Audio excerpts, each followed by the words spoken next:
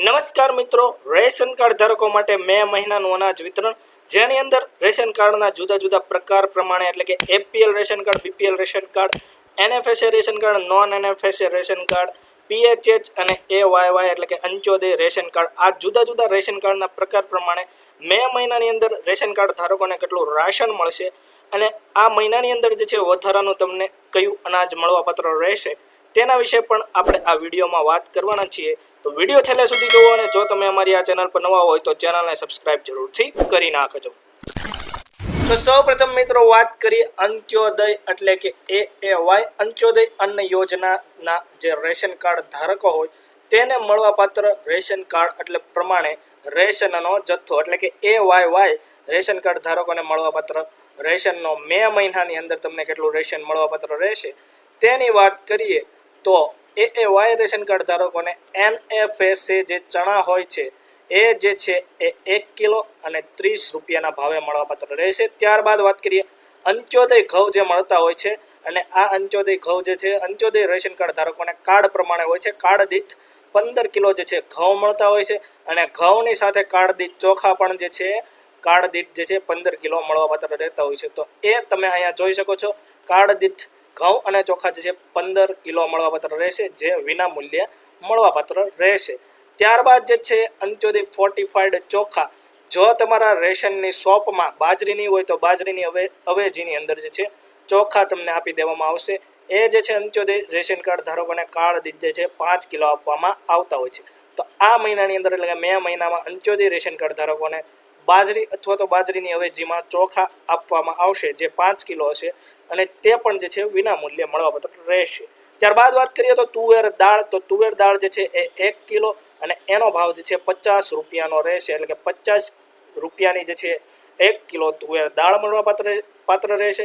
ત્યારબાદ વાત કરીએ તો અંત્યોદય ખાંડ, ખાસ કરીને જે છે પીએચએચ રેશન કાર્ડ ધારકો અથવા તો જે એનએફએસએ પીએચએચ રેશન કાર્ડ ધારકો હોય છે એને જે છે ખાંડ મળવાપાત્ર રહેતી હોતી નથી, એટલે કે એપીએલ જેને રેશન કાર્ડ હોય છે એપીએલનું એ લોકોને ખાંડ મળવાપાત્ર રહેતી હોતી નથી। પરંતુ તમારી પાસે જો અંત્યોદયનું રેશન કાર્ડ હોય તો તમને જે છે 1 કિલો ખાંડ પણ મળવાપાત્ર રહેશે અને એનો ભાવ તમે જોઈ શકો છો। અંત્યોદયના જે રેશન કાર્ડ ધારકો હોય એને જે છે 15 રૂપિયા પ્રતિ કિલોએ જે છે એ ખાંડ મળવાપાત્ર રહેશે।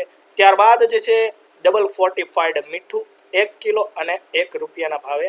તો આ રીતે જે છે અંત્યોદય રેશન કાર્ડ ધારકોને જે છે મે મહિનાની અંદર આ રીતે અનાજનો જથ્થો મળવાપાત્ર રહેશે। ત્યારબાદ વાત કરીએ તો પીએચએચ એટલે કે priority house hold NFSA ration card ધારકોને મળવાપાત્ર જથ્થો, તો એ લોકોને જે છે પોતાના કાર્ડમાં સભ્યો પ્રમાણે જે છે એ રેશનનો જથ્થો મળતો હોય છે।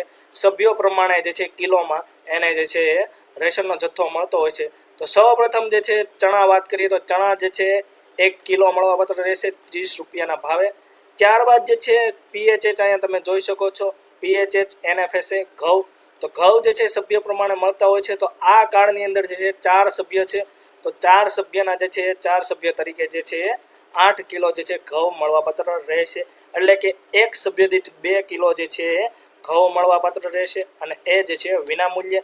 ત્યારબાદ જે છે અહીંયા તમે જોઈ શકો છો ચોખા, પીએચએચ એનએફએસએ ફોર્ટિફાઈડ ચોખા, તો એ પણ જે છે સભ્ય દીઠ જે છે 2 કિલો મળવાપાત્ર રહેશે, એટલે કે અહીંયા આમાં જે છે ટોટલ 4 સભ્યો હોવાના કારણે જે છે ટોટલ 8 કિલો મળવાપાત્ર રહેશે અને અહીંયા પણ જે છે કોઈ પણ ભાવ એટલે કે જે છે વિના મૂલ્યે મળવાપાત્ર રહેશે।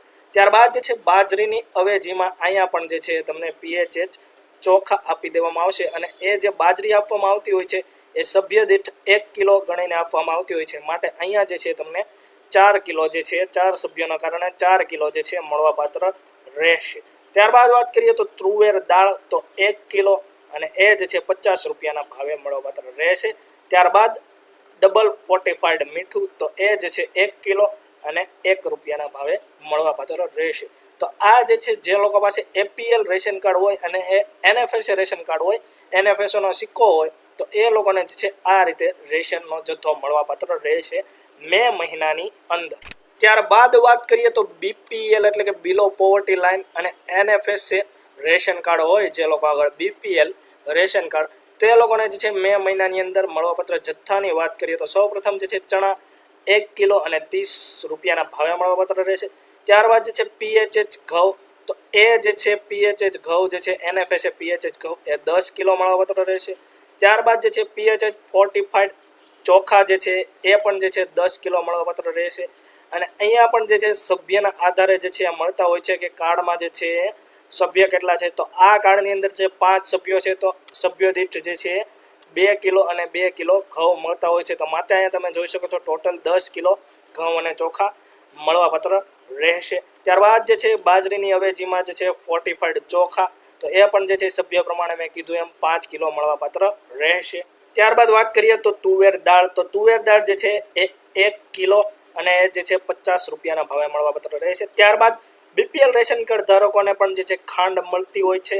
તો જેમ અંત્યોદય રેશન કાર્ડ ધારકોને ખાંડ મળતી હોય છે એમ BPL રેશન કાર્ડ ધારકોને પણ ખાંડ મળવાપાત્ર રહેશે. તો એ જે છે 1 કિલો અને 750 ગ્રામ મળશે અને એ જે છે એનો ભાવ જે છે 22 રૂપિયાનો રહેશે. ખાસ કરીને BPL રેશન કાર્ડ ધારકોને જે છે 22 રૂપિયા પ્રતિ કિલો એ જે છે ખાંડ મળવાપાત્ર રહેશે. જ્યારે જે છે અંત્યોદય રેશન કાર્ડ ધારકોને જે છે 15 રૂપિયા પ્રતિ કિલોના ભાવે જે છે ખાંડ મળવાપાત્ર રહેશે.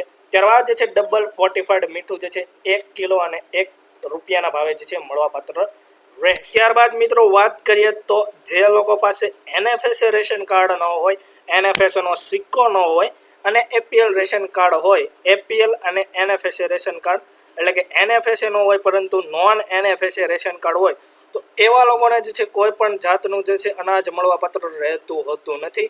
કારણ કે તમે ઓનલાઈન પણ જે છે ચેક કરી શકો છો. જે રેશન કાર્ડની ઓફિશિયલ પોર્ટલ છે ત્યાં જઈને તમે ચેક કરશો તો એમાં પણ તમને કોઈ પણ જે છે રેશનનો જથ્થો જોવા નહીં મળે. તો જે લોકોને નોન NFSA રેશન કાર્ડ છે એ લોકોને જે છે કોઈ પણ અનાજનો જથ્થો મળવાપાત્ર રહેતો નથી. આશા રાખું છું કે મે મહિનાની અંદર મળતા રેશનના જથ્થા વિશેની આ સમગ્ર માહિતી તમને પસંદ આવી છે. જો આ માહિતી તમને પસંદ આવી તો વિડીયોને એક લાઇક કરી દેજો. અમારી ચેનલ પર ન હોય તો ચેનલને સબસ્ક્રાઇબ કરી તમારા જરૂરી મિત્રોમાં આ માહિતીને શેર કરી દેજો. Thank you.